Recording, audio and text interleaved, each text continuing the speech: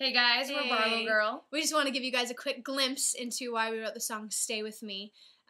We had been going through a really difficult season in our lives in regards to writing this past album.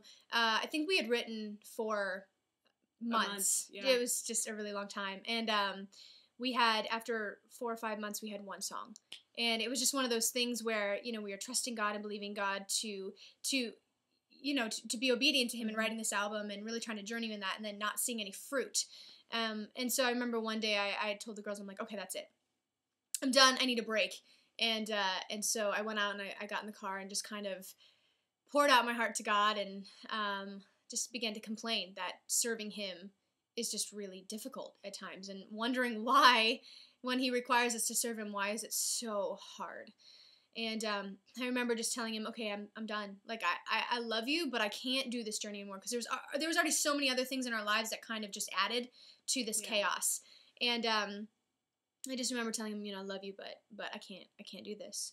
And I just felt him impress on my heart something that has stuck with me. And he just said, Alyssa, you Christians are always asking me to take you out of difficult seasons.